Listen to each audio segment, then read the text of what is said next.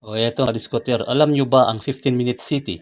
Ito ang bagong social experiment na pinaiiral na sa mga kanluraning bansa o western countries, lalong-lalo na sa London, UK.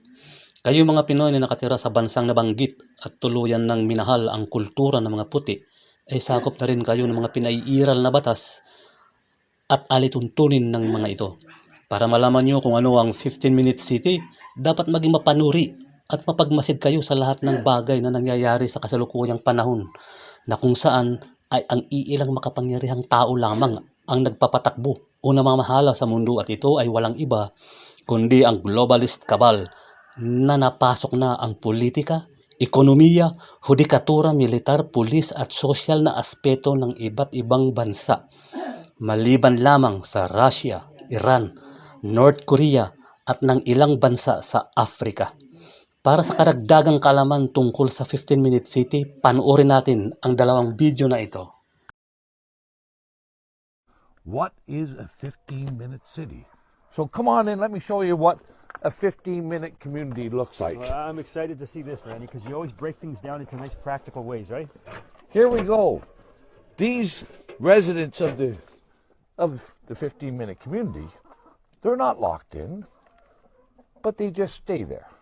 They're free to come and go, but they don't. So let's take a step inside. Everything they need in their life is right here in their 15-minute community. A water bowl, a feed tray. They own nothing, but they are exceptionally happy. And you know how happy they are is by how many eggs they produce. And it's so wonderful because I get to take everything that they produce and they just keep producing. So let me go in here. And here we go. Each of them have their own house. Now in a 15-minute community, you don't get a lot of variation in housing. They're all pretty much the same.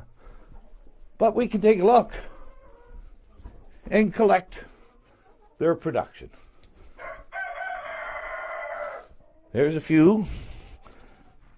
There's a few more. And there we go. And they're none the wiser. And they're happy. Yeah. I get to take what they produce. They're free to come and go, but the world is so scary for them out there. They will never leave. I don't have to put a fence around them. And here we are. It's an ideal world. I don't see anything wrong with it. Everything is provided for them. They're cared for. They're happy. They're together. Yeah. It's all convenient. What? So anybody who wants to understand what a 15-minute community is, here you go. And there's only one boss. And that boss provides everything for them. I could stand here and say more or less what other people are going to say about the effect of these 15-minute neighbourhoods, soon to become digital ID facial recognition zones. Let's say my friend lives in Zone 3 and I'm in Zone 1.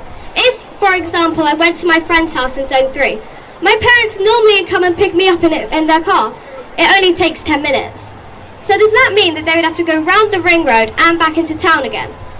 If my mum or dad had to drive round the ring road, it would take 30 minutes, causing much more pollution and leaving a much bigger carbon footprint.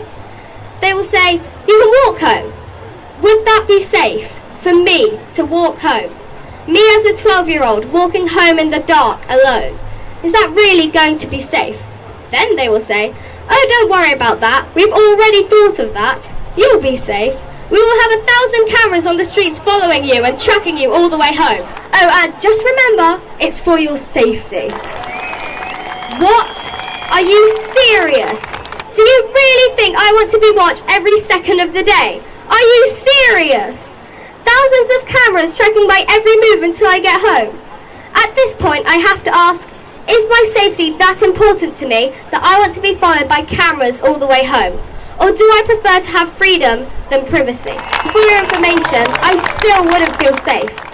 No amount of cameras is going to stop someone who wants to attack me. I want to be safe, but not to the extent that I am prepared to give up my freedom and my privacy to have it. As a 12-year-old, I am really concerned about my future, and to Klaus Schwab I say this: how dare you!